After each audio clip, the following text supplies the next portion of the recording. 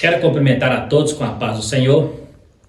Eu sou o presbítero Marcelo, professor da Escola Bíblica Dominical. Você que está chegando agora no canal, seja muito bem-vindo ao nosso canal, onde temos comentado lições de adulto, da CPAD, também a lição de jovens. Você é muito bem-vindo. Queremos convidar você a estar se inscrevendo no canal, para estar nos ajudando, também compartilhando, para que haja divulgação do vídeo, também dando seu like e ativando o sininho para receber as notificações. Quero convidar você a estar até o final do vídeo para estarmos discutindo um assunto muito importante e que está muito em voga nos últimos dias, que é a feminilidade, né? Estaremos trabalhando dentro de uma visão bíblica, né? Essa lição é uma lição muito importante, propícia para a época, né? Para o nosso tempo, assim como estudamos a desconstrução da masculinidade, agora estaremos falando sobre a desconstrução da feminilidade, né? Na nossa era atual, onde alguns segmentos têm tentado colocar, né, dentro da igreja movimentos contrários aos padrões bíblicos, tanto para o homem quanto também para a mulher, né, trazendo a igualdade de papéis e até mesmo a ideologia de gênero, né, que será também assunto que estaremos tratando em lições posteriores. Então você que está chegando agora, vamos juntos comentar esse assunto tão importante, a desconstrução da feminilidade bíblica. Lição de número 7, adultos, 13 de agosto de 2023, será a data em que estaremos discutindo em nossas escolas bíblicas dominicais, nas igrejas da Assembleia de Deus e algumas igrejas que também adotam a nossa lição. Né? A feminilidade e o dom de ser mulher, né? É um dom, não é para muitos, né? Parece até que a mulher a mulher se sente mulher, não entende que é um dom, é uma dádiva de Deus. Deus não erra em seus projetos e cada um no seu papel, tanto o homem quanto a mulher, todos dois, na sua posição, é um dom de Deus à vida que Deus tem concedido, né? É a completude do projeto de Deus para a criação. O nosso textuário diz: enganosa é a graça e vaidade, e a formosura, mas a mulher que teme ao Senhor, essa será louvada. Provérbios capítulo 31, versículo 30. A mulher foi criada para cooperar com o homem. Deus lhe confiou a dádiva da maternidade e função de ser esposa e auxiliadora. Aqui está exatamente o problema no movimento feminista. A mulher foi criada para cooperar com o homem. As mulheres feministas entendem que isso aqui é diminuindo a mulher na sociedade, como se ela fosse uma serva, como se ela fosse uma escrava do homem, e com isso vem tentando conquistar o seu espaço, não para se livrar do jugo, segundo elas, mas numa competitividade com o homem e muitas vezes colocando o homem até abaixo delas, né? Quebrando padrões e princípios bíblicos. E como não é de assustar, isso tem entrado também na mentalidade, no pensamento de algumas pessoas, algumas irmãs que congregam em igrejas evangélicas e também têm defendido uma ideia, talvez não tão radical, mas tem abraçado a causa em alguns pontos que também são negativos em relação à Bíblia. Introdução. As Escrituras apresentam a mulher virtuosa como símbolo de feminilidade. Essa mulher é retratada como modelo de esposa fiel, mãe amorosa, administradora, empreendedora exemplar. Porém, em tempos pós-modernos, a feminilidade bíblica vem sendo desconstruída. Nesta lição, apresentaremos o mandato divino para a mulher, as investidas do ativismo feminista e o exemplo bíblico de feminilidade. Assim, o nosso propósito é mostrar que Deus requer da mulher cristã que se porte conforme a revelação da palavra de Deus. Então, é isso que estaremos estudando aqui, sobre a posição da mulher tanto na sociedade, a posição da mulher dentro do casamento, na criação de filhos, no auxílio ao marido na administração do lar, né, dentro dos princípios cristãos, né, isso que estaremos trabalhando. E qualquer coisa que sair fora da regra em que foi estabelecido por Deus é antibíblico, que nós refutamos, né. A feminilidade na Bíblia, a criação divina da mulher. O homem e a mulher foram criados à imagem de Deus. Na ordem da criação, Adão foi criado antes de Eva. Em seguida, o Criador conclui: não é bom que o homem esteja só. Assim Deus criou a mulher a partir da carne e dos ossos do homem. Por isso Adão a identificou. Essa será chamada varoa, por conta do varão foi tomada. Então nós vemos aqui que a mulher, ela foi criada como uma necessidade de completar o homem que estava ali no Éden, né? Com certeza ali Deus viu que todo animal tinha lá o pares, né, macho e fêmea, o casal, mas o homem não encontrava alguém que fosse semelhante a ele. Então a mulher foi criada para ali completar o homem, né, ali no Jardim do Éden. Então, pelo fato de o homem ter sido criado primeiro, não coloca superior à mulher, né, mas no sentido de ele ser a premissa da criação e a mulher foi tirada dele, significa que ambos foram criados por Deus com o mesmo propósito, né, de representar ali a premissa da criação. Então, o fato de o homem ser criado primeiro não diminui a mulher e também não enaltece o homem. É questão só de ordem mesmo, né? Então, a gente vê aqui que Deus criou o homem por causa da mulher, porque ele viu a necessidade de Adão ter alguém para estar com ele, para estar junto com ele. Não é a visão que temos hoje. Hoje as mulheres têm entendido que estar ao lado do homem é vergonhoso, né? Ser submisso ao homem é humilhante, né? Isso é um movimento feminista que tem entrado para dentro das igrejas.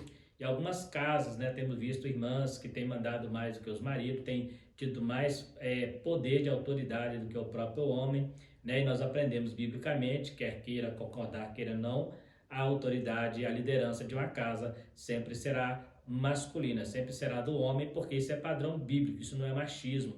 Isso quer dizer que o homem ele tem uma responsabilidade muito maior em preservar, em proteger e cuidar do lar, né? E a mulher ali como a sua auxiliadora, também fazendo o mesmo trabalho, mas sendo submissa, porque é padrão bíblico. Se eu discordo disso, eu preciso então discordar também da palavra de Deus, né?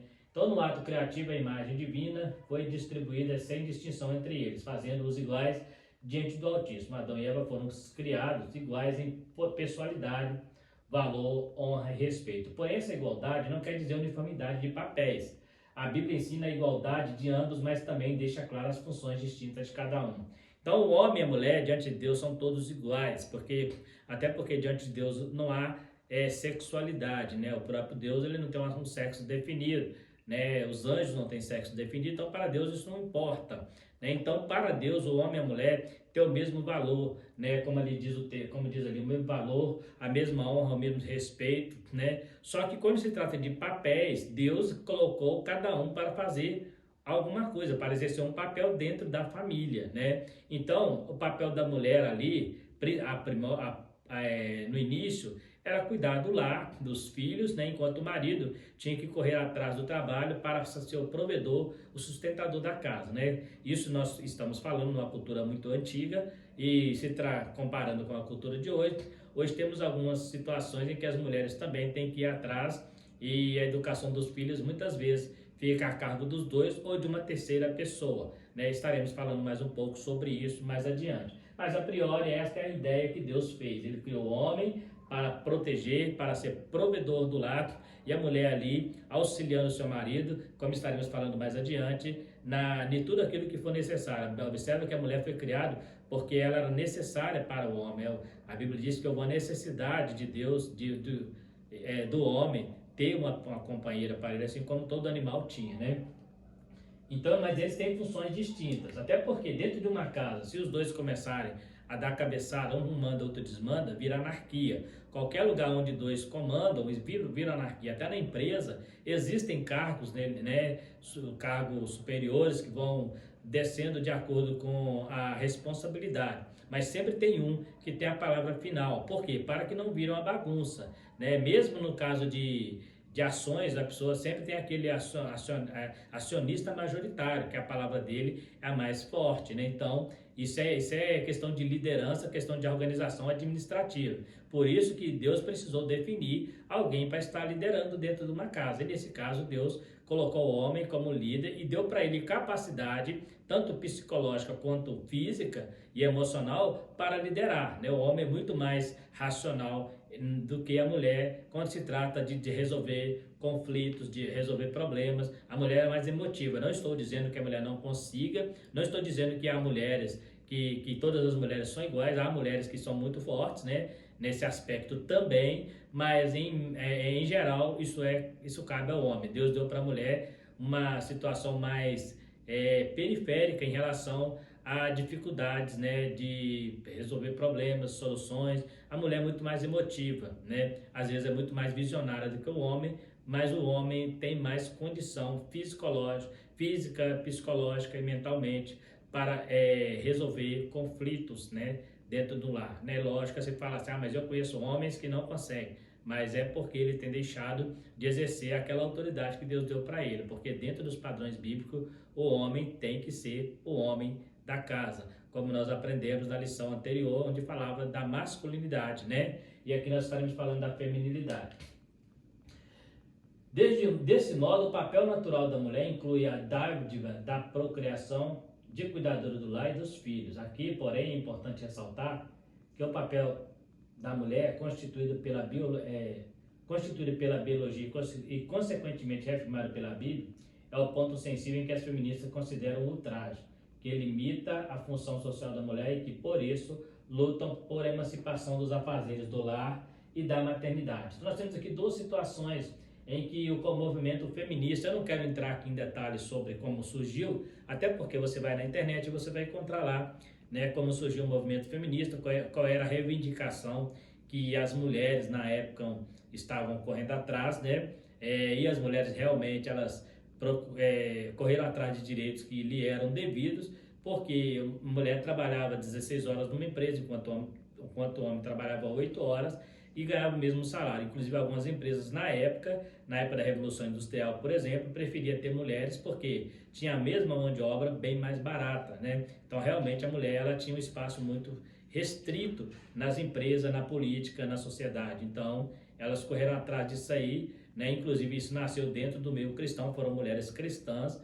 que correram atrás, né, dos direitos das mulheres, só que depois isso tomou novos rumos e começou a entrar de choque com a própria palavra de Deus. Então nós temos aqui, ela é constituída pela biologia diferente, né, e também é reafirmado pela Bíblia. Então nós temos dois casos. Se você quer negar a Bíblia, a biologia não tem como negar. A mulher, ela é diferente, a mulher é a única, dentro do relacionamento, é a única que pode procriar, é a única que pode engravidar, né? O homem não tem condição de fazer isso. Se o homem, né, nós temos aí hoje as uniões homoafetivas, onde dois homens criam um filho, né, quer adotar um filho e ali fala que é pai, eles falam pai é quem cria, mas na verdade para aquela criança nascer, teve que nascer de útero de uma mulher, então não tem como negar isso. E mesma forma, duas mulheres que querem criar um filho, da mesma forma, elas até têm útero, mas teve que ter ali a participação do espermatozoide do homem para que gerasse. Então, querendo ou não, mesmo biologicamente tentando negar esse fato, Deus ele fez tudo perfeito no seu devido lugar e o homem tem o poder, junto com a mulher, de gerar filhos. Mas dois homens e duas mulheres não fazem isso. Nós aprendemos isso numa lição anterior, onde nós falamos sobre a definição do sexo na lição da masculinidade.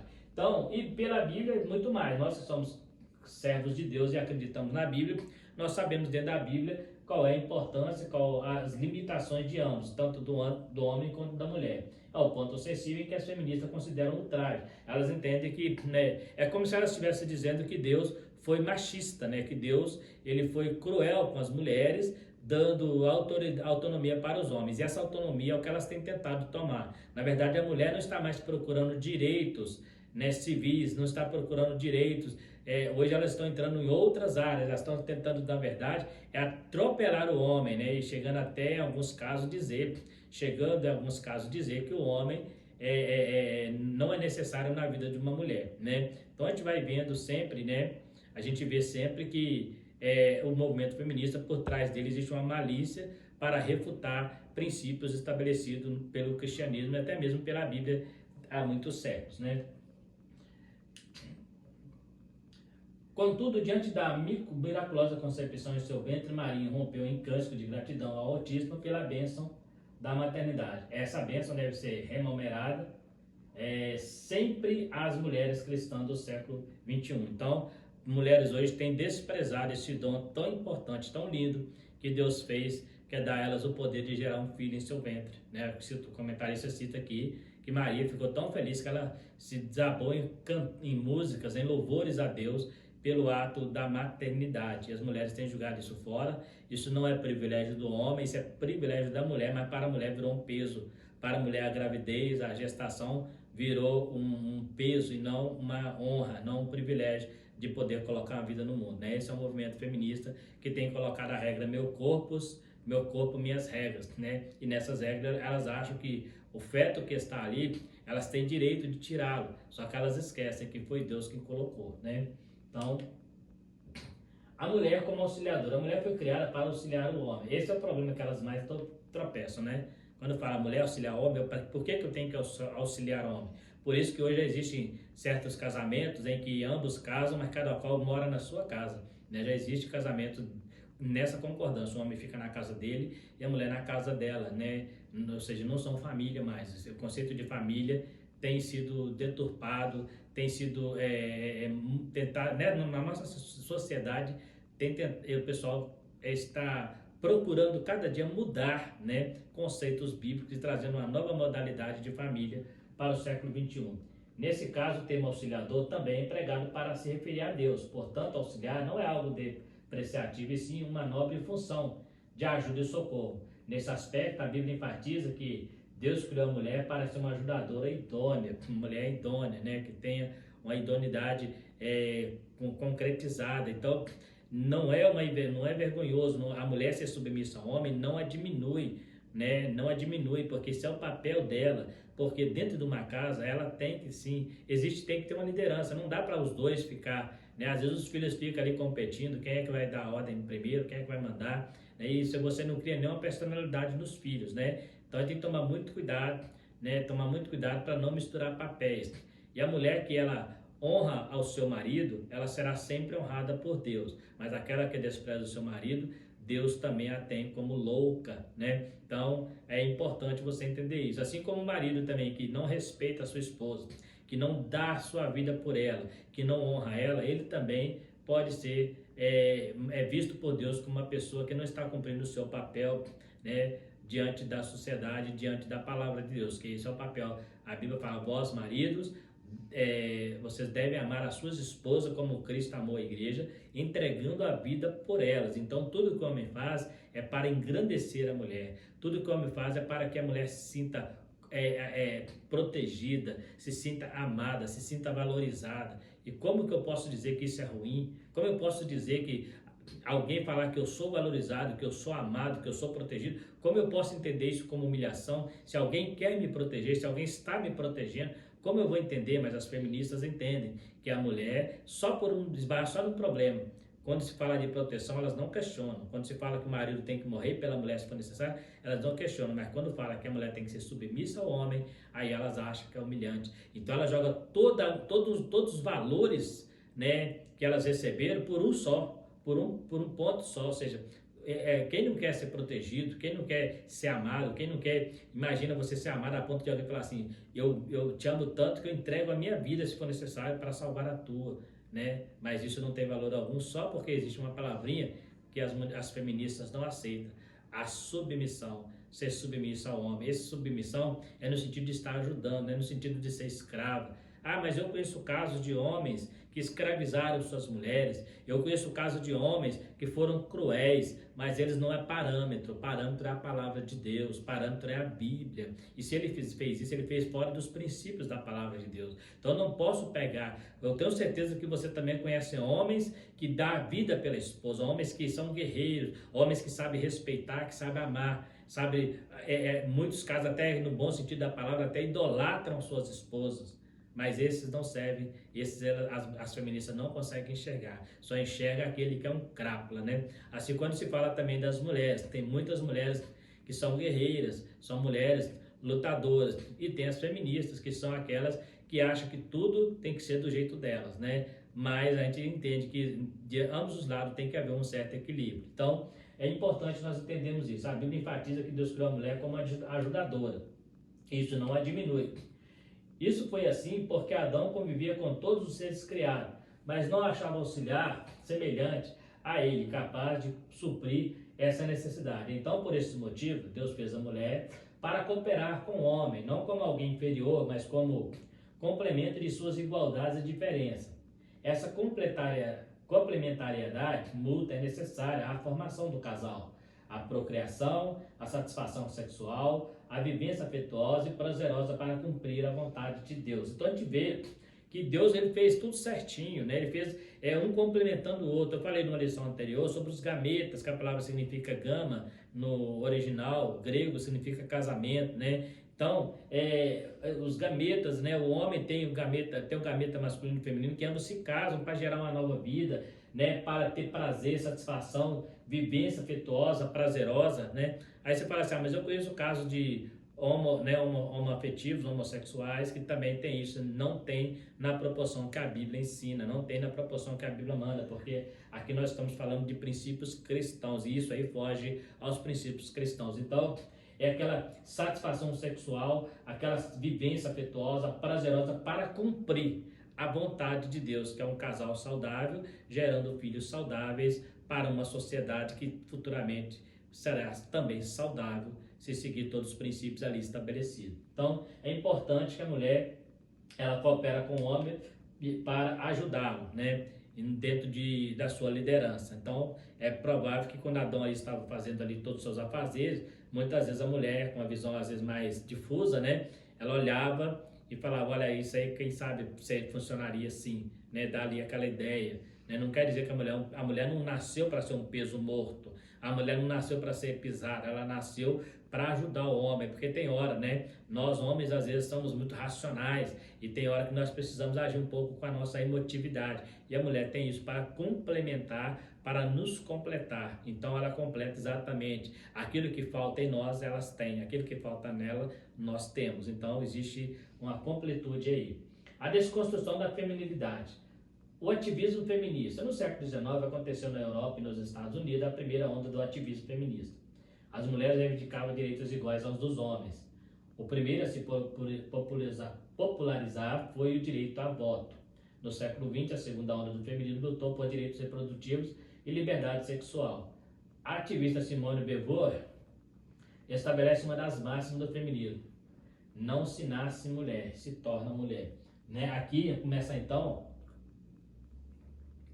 essa ideia, né, que depois também veio surgir a outra regra que já falamos lá atrás, meu corpo, minhas regras, né? Então ela falou assim, se você não se nasce mulher, você se torna mulher. Isso aqui é a mesma coisa de eu dizer também que você não nasce homem, você se torna homem. E eles entendem o seguinte, que a criança nasce biologicamente feminina, mas ela decide se ela vai continuar feminina depois que ela nascer. Né? Aí você vai assim, mas quando é que isso vai acontecer? Quando ela tiver 6 ou 7 anos, 8 anos, 10 anos, não se sabe. Ela só falou que a criança decide. Né? Só que é interessante, quando se trata de um crime, se uma criança de 10 anos matar uma pessoa, ela é impune pela lei. As próprias mulheres ela defendem que ela não responde pelos seus atos. Uma criança que não sabe diferenciar o que é um homicídio, ela sabe diferenciar o que é o sexo, o que é uma sexualidade, sendo que ela não foi despertada nem para essa área ainda. Então, é uma área muito perigosa e a área que as feministas têm batido muito, não só elas, como o grupo LGBT, porque uma criança com 7, 8 anos, ela não tem sexo definido porque ainda não foi, né, ela não começou a ter os hormônios, não passou ali pela sua pré-adolescência, então ela ainda não tem, quando se fala da vida sexual, ela biologicamente ela é homem, biologicamente é mulher, mas na vida sexual só a partir de um período. Então nessa fase é muito fácil despertar nela um desejo contrário à sua natureza. Então eles falam que a criança vai decidir, mas na verdade não é. Eles vão julgar para essa criança ideias contrárias aos princípios cristãos. Não é que ela vai decidir. A criança não decide, né? Essa fase da sexualidade. É interessante quando você vê, por exemplo, crianças, né, se vê muito em filmes americanos, aqueles grupos de meninos, né, onde as meninas não entram. Outra hora tem grupo de meninas, onde os meninos não entram. Então eles têm uma definição é só o grupo deles, só homem, então você vê que eles não entendem. Depois aqueles grupos de meninos e meninas começam a crescer, começam a passar pela puberdade, e quando passa pela puberdade, eles começam a largar o grupo de homens e começam a procurar mulheres, e ali começa a ter necessidades sexuais e desejos sexuais. Mas até então, como criança, eles nem aceitam. Então é uma fase muito perigosa, aonde pode ser trabalhado nessas crianças e levando elas ao homossexualismo. Por quê? Imagina, se os meninos tem um grupo de meninos onde não pode entrar meninas, ou tem um grupo de meninas onde não pode entrar meninos, é muito fácil não trabalhar essa ideia da sexualidade nessa idade, porque eles já estão no campo de ataque do diabo ali, né? Então tem que tomar muito cuidado. Por isso que é muito importante o pai ter uma liderança séria, a mãe também, como ajudadora, ter uma visão séria, estar sempre observando o seu filho, né? Os comportamentos do seu filho e as influências que têm surgido até mesmo nas escolas, tentando tirar seu filho de princípios da palavra de Deus, né? Então essa mulher, ela falou, né, que não se nasce mulher, mas se torna mulher, né? se torna mulher. Então, é a mesma coisa de eu dizer assim, não se nasce assassino, se torna assassino. Só que assassino, né, o crime, é uma coisa que a pessoa só define depois de maduro. Agora, sexualidade, não tem como a criança definir como quando criança também será depois de maduro. Então, mas a criança que nasce homem, biologicamente, ela sempre será homem. Se ela escolher outro caminho, ela está fora daquilo que Deus a gerou para ser, né? A criou para ser. Esse ativismo avança, se amplia para a discussão de gênero e o movimento toma conotações de empoderamento da mulher. Aqui está outro problema, é o poder, né? A mulher quer ter poder, ela quer ter autoridade, né? Ela quer competir com o homem no mercado de trabalho, mas no poder, na autoridade, como algumas dias, né? Eu falei no outro vídeo, né? Ela não quer competir com o homem quando ele está cavando uma valeta para fazer uma rede de esgoto, quando ele está concretando uma laje, isso aí elas não querem, né? Você não vê nenhuma mulher reivindicando, eu também quero fazer concreto, eu também quero subir em torre de alta tensão. Você não vê as mulheres correndo atrás disso, ela está correndo atrás das empresas nos cargos de chefia, né? Porque você não vê elas competindo com o homem nessas partes, apesar de algumas mulheres hoje terem até entrado por este caminho, mas isso não é a defesa que elas têm lançado nas suas doutrinas, né? Em 2011, a partir do fenômeno da Universidade de Toronto, no Canadá, se introduz o slogan "Meu corpo e minhas regras". Como cristão, devemos afirmar e defender os direitos das mulheres, bem como combater qualquer tipo de discriminação. Porém, ao mesmo tempo, devemos deixar claro que o feminismo é uma ideologia que busca desconstruir valores bíblicos. Porque quando ela fala "meu corpo, minhas regras", ela faz apologia a várias coisas, à sexualidade, né, faz apologia à prostituição, né, até mesmo às drogas. O corpo é meu, eu faço dele o que eu quero. E nessa consequência, neste caminho vem também a autorização delas, né, da ideia delas, que a mulher tem o direito de abortar uma criança. Porque então é como se a criança, no corpo dela, fosse um corpo estranho, fosse um parasita, né? E na verdade a criança é uma vida gerada por Deus. Então mesmo que o corpo ela fala que é dela, as regras são dela, não é. Na verdade ninguém comanda seu corpo, né? Se fosse assim, meu corpo, minhas regras, eu pudesse fazer o que eu quisesse, então eu poderia também determinar ele não adoecer, ele não, né, não pegar gripe, né? Eu não ia permitir, porque eu mando, eu tenho as regras, então eu que domino meu corpo. Na verdade não, na verdade o corpo ele é um invólucro da alma, e toda pessoa tem uma alma que está nesse corpo. Esse corpo foi criado por Deus, né? Então, e Deus vai pedir conta. Por isso Paulo fala: esteja plenamente reservado corpo, alma e espírito para o reino de Deus. Então o corpo não é seu, ainda que você habite nele. Quem comanda a sua vida, na verdade, nem nós pertencemos a nós mesmos. Somos pertencentes de Deus, somos obra da criação de Deus, né? Pertencemos ao Criador. Mas a Bíblia já dizia lá no passado que a criatura ia se rebelar contra o Criador. Lá em Romanos capítulo 1 fala lá que valorizando mais a criatura do que o Criador, né? E se eu não me engano o profeta Isaías também fala que dirá o barro ao seu oleiro, né? Reclamará o barro contra o oleiro, né? Então, como cristão, devemos afirmar e defender os direitos das mulheres, desde que esses direitos não venham a ferir princípios cristãos. Um deles é o caso do aborto. Já falamos sobre isso em edições anteriores. Tem inclusive um vídeo no canal falando sobre o aborto, né? Que está uma sequência dessa lição. Liberdade sexual. A Bíblia se refere ao sexo como algo prazeroso entre o homem e sua mulher nos limites do casamento. A satisfação sexual deve ocorrer dentro do matrimônio e ser procedida do amor mútuo entre ambos. Entretanto, para o feminismo, esse modelo é repressivo e deve ser combatido em busca de uma libertação sexual da mulher.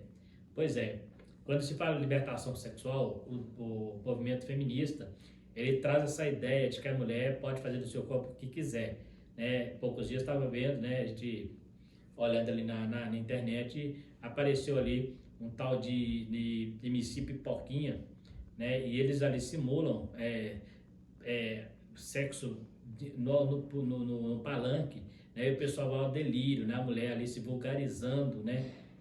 Pelo próprio homem. Aquilo ali, as feministas falam que aquilo é liberdade, aquilo é vergonhoso, né? As mulheres ali se vulgarizam, vulgar, né? Aquele comportamento vulgar, né? Desse grupo de funk, eu não sei que música que eles cantam, não sei qual tipo, mas ali é muito vulgar, né? A mulher sendo tratada como um objeto de desejo sexual, não como uma mulher no seu devido valor, como uma pessoa meiga, uma pessoa que merece carinho, que merece respeito. Ali não há respeito algum. É aquilo que o feminismo defende. A mulher pode fazer o que quiser né? Igual há pouco tempo tinha uma música, né? Já tem um tempo já, que as mulheres se orgulhavam de ser chamadas até de cachorra, né? Então, em maior que ponto está a mulher e acha que isso é liberdade, isso é libertinagem, né? Isso é anarquia e é vergonhoso. Uma mulher que se preza de verdade jamais ela aceitaria que um cantor fizesse uma música chamando ela de cachorro, e jamais uma mulher aceitaria ser vulgarizada como a gente vê, né, na mídia, algumas mulheres, algumas cantoras inclusive, né, que se vulgarizam, né, e depois querem respeito. Que respeito vão ter? As mulheres de respeito são aquelas mulheres decentes, mulheres idôneas. Como que vai respeitar uma mulher que não respeita a si própria, que acha que pode fazer o que quiser do seu corpo, que acha que o seu corpo não é templo do Espírito Santo, acha que o seu corpo dela, ela faz o que ela quiser? Como uma mulher dessa vai querer respeito? Ela quer, então, se a gente vê que ela fala que quer se libertar do homem, mas ela está se libertando com falta de respeito. Então ela não respeita nem elas mesmas, né? Porque a mulher que faz isso, ela não tem um pingo de respeito por si própria. E se você não se dá o respeito, como será respeitada? Como que você vai querer que um homem te honre, que um homem te respeite, que o homem olhe para você como uma pessoa que merece uma atenção, sendo que você, né, mulher, né, as mulheres, elas têm se colocado numa posição muito vulgar, né, deixando fazer chacota, né, até com o seu próprio corpo. Então, é uma liberdade sexual, mas mentirosa, na verdade é libertinagem. Na defesa dessa ideologia, requer que nenhum modo de relação sexual deve ser considerado certo ou errado. Aqui inclui-se a iniciação sexual precoce, né, a criança, né, a pedofilia, a prática homossexual, a fornicação, a adultério e a prostituição. Nessa esteira temos o aborto, a gravidez desejada, a desconstrução da família são radicalizadas pelo ativismo ideológico do movimento. Então nós temos aqui um monte de coisa que acontece quando a pessoa entra por esse caminho do ativismo feminista, né? A liberdade, iniciação sexual precoce, ou seja, crianças, né, já praticando sexo, né, eles acham normal, a prática da homossexualidade, o adultério, né, a prostituição, igual eu acabei de falar, simulando cenas de sexo em cima de palanque, coisa que antigamente a mulher gostava de fazer, né, esse comportamento era ali num lugar mais íntimo, né, um lugar mais íntimo, mais protegido, né. Hoje não, a mulher quer se vulgarizar e acha que isso é liberdade, né. Nessa esteira vem um aborto, a gravidez indesejada e a desconstrução da família, né. Como falei, hoje as mulheres não querem ter famílias porque elas não acham correto que alguém dentro da casa que vai mandar tem que ser um homem. Elas acham que elas têm que mandar, que elas têm que ser a liderança da casa. Por não aceitar essa liderança masculina, então elas acham que o conceito de família está errado, e automaticamente, se eu falo que o conceito de família está errado, eu estou dizendo que a Bíblia está errada, porque é a Bíblia que ensina, né, esses princípios. Então nós vemos aí a ideologia, ela não tem nenhum problema, né, em divulgar a homossexualidade, o sexo precoce, né, entre crianças e muitas outras coisas. A prostituição fica normal, né, coisa que antigamente era uma prostituição, hoje em dia, dependendo do ambiente, você nem pode mais chamar uma prostituta de prostituta, que pode ser preconceito, né? Hoje é profissional do sexo, né? Então, complicado, né, entendendo isso aí, né?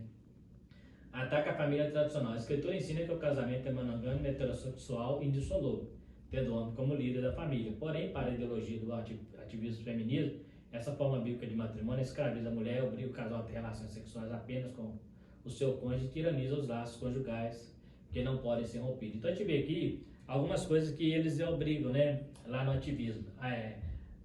Nós vemos aqui que os padrões bíblicos monogâmico, heterossexual, homem e mulher, e indissolúvel, tendo o homem como líder da família. Porém, para a ideologia, o ativismo feminismo, essa forma bíblica de matrimônio escraviza a mulher, porque olha o que eles falam, né? Obriga o casal a ter relação apenas com o seu cônjuge. Isso é bíblico, né? Isso é bíblico. Então, quer dizer, a mulher, ela acha normal ela ter relação com mais de um homem, e também, elas também não importam se o homem também tem várias mulheres, ou seja, quebra todos os padrões bíblicos de sexualidade, né? E tiraniza os laços conjugais. E o seu cônjuge, e tiraniza os laços conjugais que não podem ser rompidos. Então, não existe casamento eterno, não existe casamento para elas até que a morte separe, né? Até que não dê certo, até que a incompatibilidade de gênero aflorem ali no meio deles, então eles podem separar. Muitos já casam, inclusive hoje temos casamento que a pessoa já casa pensando mais em bens materiais do que em ter uma vida feliz. Já entra com partilha de bens, já com, né, parcial, total de bens, já pensando assim, se eu vou casar, mas se eu separar, eu não vou levar nenhum prejuízo financeiro. Outros, já, como eu falei, existem os casamentos modernos, né, onde as pessoas casam, mas cada qual vive na sua casa. Ou seja, imagina, a pessoa que quer ter um bom relacionamento e não consegue suportar viver com a pessoa debaixo do mesmo teto, né? Então isso não é casamento, né? Isso não é casamento. Porque casamento é você viver com a mesma pessoa debaixo do teto, debaixo do mesmo teto ali, né, com as dificuldades, com as diferenças. Não, aí vai um para sua casa, o outro para outra. Quando eles querem ter relação sexual, eles se encontram ali em uma das casas ou em outro lugar neutro, mas ali, tipo assim, a mulher quer ter um homem, mas ela não quer que ele entre no espaço dela. E o homem também quer ter uma mulher, mas não quer que ela entre no espaço dele, né? Então, assim, se você não quer dividir o seu espaço com ninguém, qual o sentido tem casar? Qual o sentido de ter um relacionamento duradouro se você não consegue seguir os padrões bíblicos, né? Isso está muito comum hoje em nossos dias. Nesse sentido, a visão marxista de desconstrução da família tradicional, promoção da liberdade sexual e dissolução do matrimônio. Esse conceito exerce fonte de influência no movimento feminista.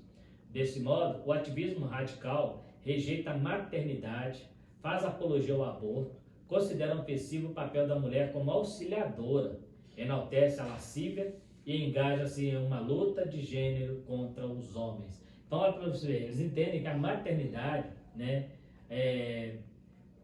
rejeita a maternidade, faz apologia ao aborto e considera ofensivo o papel da mulher como auxiliadora. Então, quando você fala para uma mulher ativista, feminista, que ela tem que se submissa ao homem, ela entende isso como humilhante, ela entende isso como uma afronta, como algo vergonhoso, algo ofensivo. Quem te falou que eu tenho que obedecer homens? Quem te falou que eu tenho que obedecer? É interessante que estas mulheres que entram por relacionamento, num casamento, elas acham que não tem que respeitar o homem, porque elas acham que o homem não pode mandar nela. Mas quando elas vão para a empresa, os patrões mandam nelas, né? Ali elas obedecem, baixa a cabeça, por quê? Porque o patrão paga dinheiro, ou seja, está colocando bens materiais então acima, porque era hora então de bater, né? Não vou te obedecer, não, você é homem, se eu quiser põe uma mulher para liderar a empresa que eu obedeço. Não vou te obedecer porque você é homem, mas na empresa não existe ativismo feminista, que é ali que manda é dinheiro. Aqui nós estamos falando de relacionamentos conjugais, relacionamentos afetivos entre homem e mulher. Então aqui elas querem bater de frente, mas lá na empresa elas não questionam, né? Se elas entram na empresa, o dono da empresa é um homem, elas não questionam, não vou entrar nessa empresa não, porque quem manda lá é homem, eu não obedeço homens. Era para fazer assim, fazer igual eu citei no vídeo anterior sobre a cidade da Mulher Maravilha, né? Onde elas não aceitavam homens, elas só tinham mulheres, né? Então, assim, se a mulher realmente não quer respeitar e obedecer um homem, acha que é humilhante, então não deveria obedecer os patrões também não, entendeu? Então, você vê que ela só olha aquilo que as mulheres feministas só olham aquilo que é conveniente para elas, né? Igual eu falei no início, se for para competir em áreas, né, que é serviço braçal pesado ou que não tenha tanta dignidade, né, segundo elas, aí é o papel do homem, né? A mulher virtuosa, símbolo bíblico da feminilidade. Agora nós temos aqui, na terceira parte da lição, estaremos falando sobre aquela mulher lá de Provérbios. Olha para você ver o quanto que aquela mulher tem valor, né, para o seu marido, e a Bíblia ali mostra o papel dela como uma verdadeira guerreira, né? Ela trabalha muito e é uma mulher que ela, mesmo trabalhando, correndo atrás, hoje nós temos muito isso, mulheres que trabalham fora e auxiliam seus maridos na administração do lar. Tem outras que, quando começam a ganhar dinheiro, na verdade, elas passam a não respeitar o marido. Elas acham que agora elas têm dinheiro, elas não dependem dele. Ao invés de a sua renda entrar para somar, ela entra para dividir. Em vez da sua renda entrar no lar para ajudar na construção da família, muitas vezes a mulher começa a ganhar dinheiro, ela começa a se emancipar do homem e começa a uma batalha de quem paga as contas, uma batalha de quem manda mais, e nesse meio de tempo o dinheiro que deveria ser uma solução traz um outro problema, que será a dissolução do casamento, o divórcio e muitos atritos entre os maridos e mulheres ali por causa da vida financeira, né? E nós sabemos que na vida conjugal a vida financeira é muito importante, mas ela não é mais importante que o afeto, não é mais importante do que o amor, não é mais importante do que a afeição, não é mais importante do que a compreensão, né? Então, se o dinheiro cobrir essas coisas, realmente o casamento vai ao fracasso, né? Modelo de esposa fiel. A mulher virtuosa é inestimável, né? A Bíblia diz que ela é inestimável. A mulher tem virtude. Por isso a Bíblia declara que ao coração do seu marido está nela confiado. Ou seja, um homem confia na mulher virtuosa.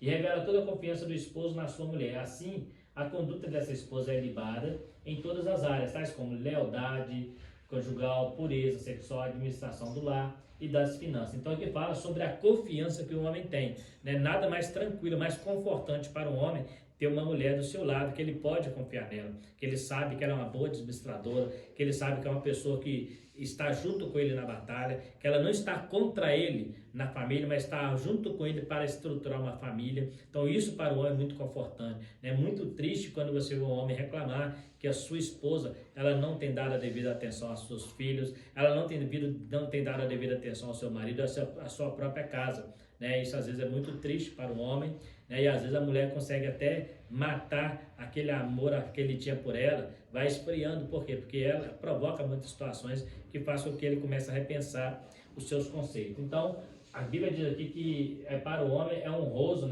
aquela mulher que ele pode confiar. Além disso, o excelente gerenciamento, o excelente gerenciamento dessa mulher não coloca a família em necessidade. Por isso, nessa casa, nenhuma fazenda faltará. E ao marido, ela lhe faz bem e não mal todos os dias da sua vida. Ela se proporciona contínuo bem-estar. É uma mulher confiável e não instável.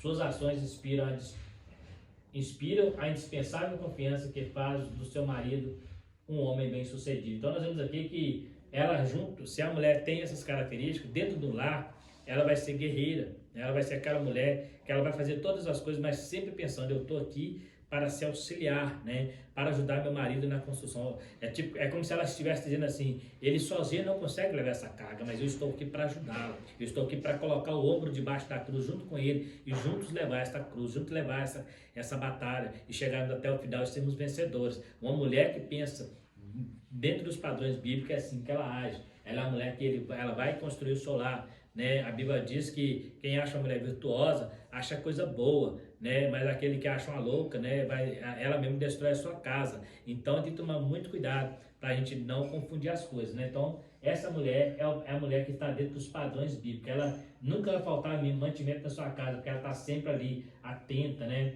Ela faz bem e não mal todos os dias. Proporciona contínuo bem-estar para o seu marido e para os filhos. A mulher virtuosa é também a mãe dedicada, que levanta e dá mantimento à sua casa. Ela concorda quando ainda está escuro. Ela acorda quando ainda está escuro e providencia a refeição para a família, pelo bem-estar do seu marido e filhos. Ela gerencia diversas tarefas do lar. Então aqui está falando da mulher doméstica, é lógico, A mulher do lar, ela faz tudo isso, dentro do seu tempo certo, sem deixar que o seu marido tenha que preocupar. Imagina, o camarada está trabalhando lá fora, chega dentro de casa, tem que preocupar com coisas do lar ainda, Agora, quando os dois trabalham, aí essas tarefas são divididas, Se os dois trabalham lá fora, é correto que o homem, quando chega dentro de casa, ele também divida as tarefas com ela, porque ela está dividindo a despesa com ele. Mas se a mulher não divide a despesa, é o homem que está provendo, mesmo assim não isenta o homem de estar ajudando dentro de casa naquele momento que ele tem folga, que ele está ali mais tranquilo. Isso não isenta também, Existe uma cultura machista de que o homem não tem que ajudar, Muito pelo contrário, viu? O homem, ele precisa sim, dentro de casa, não custa nada ele estar ali também varrendo uma casa, lavando uma vasilha, É lógico, mas sempre auxiliando a esposa. Nesse caso, ele quer auxiliar, No caso da vida financeira, ela se torna auxiliar. Mas dentro do lar, quando o homem faz, ele está auxiliando, não é papel dele, Mas ele está auxiliando, por quê? Porque também isso ajuda, até os afazeres. Não custa nada, o homem ter também essa atitude, Então, ela gerencia seus filhos, Então, os filhos muitas vezes é muito mais educado pela mulher do que pelo homem. Às vezes o homem está lá fora trabalhando e os filhos estão dentro de casa. Então, quem está ali no cotidiano com ele é a mãe, É a esposa. Então, ela está ali. Então, é natural que os filhos vão ser educados mais por ela do que pelo próprio pai. É lógico que a educação geral, o pai como sacerdote do lar, mas a mãe, ela que mais educa. Então, uma das coisas que a mãe precisa fazer é ensinar os filhos a respeitar o seu marido, Não é ficar falando, né? Já vi casos de mães ficar falando mal do próprio marido para filhos. Isso é muito errado. Você tem que honrar o teu marido. Se você tem alguma coisa que discorde dele, converse com ele no particular, mas jamais deixe o filho entrar nessa briga. Já vi casos em que pais usam filhos como escudo, né? Para se defender de ataques. Isso é muito perigoso. Isso leva o lar à ruína. Então é importante que o pai aprenda, né? Se é um homem, aprenda a ser homem com o próprio pai. Se é uma mulher, que aprenda a ser uma mulher com a mãe. Mas que haja sempre dignidade de ambos os lados, né? Então a gente tem que tomar muito cuidado com certo comportamento, né? Ela é mãe protetora. Seus filhos estão adequadamente vestidos tanto no calor como no frio. Não receia a neve por seus familiares, pois todos eles vestem agasalhos.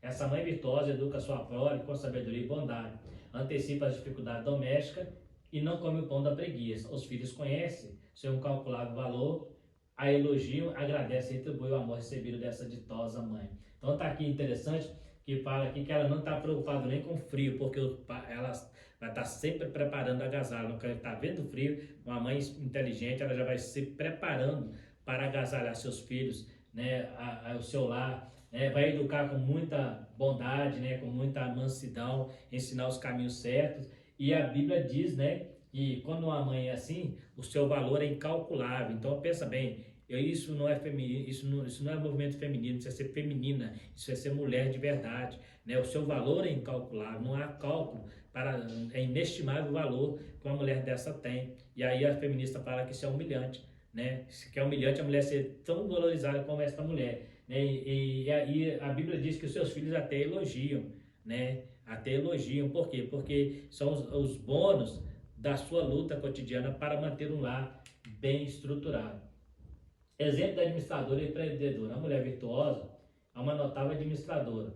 Como empreendedora, adquire tecidos, confecciona roupas, lençóis e colchas de boa qualidade, negocia bens importados de elevado padrão para a sua casa, compra propriedade, gerencia negócios lucrativos, administra a produção e as vendas do seu empreendimento. Nós estamos vendo também uma mulher que, além de ser cuidadora do lar, também ela tem um papel lá fora, né, que fala de uma mulher empreendedora. Então a mulher pode sim ser empreendedora. O que nós estamos mostrando aqui é que ela nunca pode usar isso para competir com o seu marido, mas para somar a ele. Então, se for para somar, nós temos aqui, ela é uma administradora que adquire tecidos, confecciona lençóis e colchas de boa qualidade, negocia bens, né, mas tudo isso para quê? Para complementar ao seu marido e não para competir com ele. Nosso problema que nós temos hoje no movimento feminista é que a mulher passa a ser empreendedora para competir com os homens, né? E não é isso que está dizendo, para que ela administre a produção e as vendas do seu empreendimento. Então ela sabe administrar tudo para ajudar o seu marido. E quando chegar o seu marido lá na frente, ele vai dizer: eu cheguei aqui porque eu tive uma mulher que esteve sempre ao meu lado, uma mulher guerreira, que nunca me deixou, né, na dificuldade, estava sempre do meu lado, me ajudando, mesmo na vida financeira, ela estava ali guerreando com ele. Então é um valor inestimável. E isso aqui não há opressão nisso, há orgulho, há dignidade nisso aqui. Generosa, acessível, ajuda os pobres necessitados, cheia de energia e de bom caráter, autoconfiante em relação ao futuro. Essa esposa mãe empreendedora é louvada por sua família. O seu valor é imensurável, não reside na aparência física, mas em um coração temente a Deus. O exemplo e as virtudes dessa mulher serão publicamente reconhecidos, né? Então, fala aqui que ela é uma mulher cheia de energia, bom caráter, confiante. Essa esposa e mãe empreendedora é louvada pela família. A família respeita uma mulher dessa, né? É uma mulher que ela tem valor nas suas palavras, porque suas atitudes falam muito mais alto. Seu valor é inestimável, não reside na aparência física, mas no coração temente a Deus. É também uma mulher que não é dada a preguiça, como falamos na tela anterior, né? Aquela mulher que está sempre ali, né? Ela não tem tempo ruim para ela. Está ali sempre trabalhando, sempre correndo atrás, ela não tem preguiça. E onde ela vê que ela pode somar, ela está ali junto. O problema é que, igual eu volto a dizer, tudo que ela faz reflete para a construção de uma família saudável, né? Então, essa mulher, ela vai ser reconhecida publicamente, né? A Bíblia revela que homens e mulheres se completam. Dessa forma, marido e esposa são iguais como pessoas, mas diferentes nas funções divinamente estabelecidas. Dentre outros papéis, Deus confiou às mulheres a dádiva da maternidade e a tarefa de ser auxiliadora. Então nós vemos aqui, nós concluímos a nossa lição, mostrando a importância da mulher em detrimento do movimento feminista que tem tentado colocar a mulher numa posição vulgar, dizendo-se liberdade, né? Dizendo que é liberdade sexual, dizendo que é liberdade da cultura machista. É lógico que nós não defendemos o machismo, muito pelo contrário, a combatemos o machismo veementemente. Mas o que as mulheres feministas fazem não é combater o machismo, é combater os homens. Né? Elas não estão combatendo o comportamento machista, mas combater os homens. E quando começou o movimento, se você pegar a história, você vai ver que a princípio elas queriam igualdade de salário, direitos políticos de voto. Depois começou a surgir outras coisas. E sabe como é que isso aconteceu? Essas mesmas mulheres, elas começaram a participar de movimentos abolicionistas, de escravos. Então elas conseguiram a partir dali começar a ver lutas de classe, e aí elas começaram então, né, inclusive algumas cristãs, começaram com esse movimento de se libertar do jugo opressor, segundo elas, que os homens colocavam sobre elas. E de certa forma, elas não estavam de tudo errado, porque realmente a mulher nessa época, ela não tinha tanto valor, né? Ela era, igual citamos aqui, às vezes ela trabalhava 16 horas numa empresa para ganhar o mesmo salário de um homem que trabalhava 8 horas, né? Não tinha direito de escolher o seu candidato e nem mesmo de se candidatar. Então, assim, são esses direitos que elas buscaram, mas por trás disso já existia uma maldade, né? Uma liberdade total contra a família. E por causa disso as famílias vão se deteriorando e daqui a um tempo, se Deus não tiver misericórdia, não teremos tantas famílias saudáveis como eram antigamente. Por quê? Por causa desses movimentos que têm tirado o conceito de família da cabeça das crianças, ensinado nas escolas que família não é tão importante, que ideologia de gênero hoje é normal, e as crianças crescem sem saber, sem ter requisitos para uma vida estruturada. Inclusive, um dos problemas hoje que eu falo até que é um problema do capitalismo, é que hoje nós estamos mais preocupados com o conforto, com o dinheiro, com o ter, do que com o ser. Então, quando saem os dois para trabalhar, o homem e mulher, o filho fica sendo cuidado por uma babá, que muitas vezes não tem o princípio dos pais, não vai criar como os pais criam. Então, mas eu preciso ganhar dinheiro. Você ganha dinheiro e perde seu filho, você ganha dinheiro e perde sua família, porque dinheiro não é importante quando se trata de seres humanos. É muito mais fácil ter um filho bem educado do que eu ter muito dinheiro e um filho mal educado. Então isso muitas vezes são consequências. Em alguns casos são necessidade, em outros casos é por causa da vaidade mesmo. É porque a pessoa quer ter o melhor celular, quer ter o melhor carro, quer ter a melhor casa, mas não tem uma melhor família.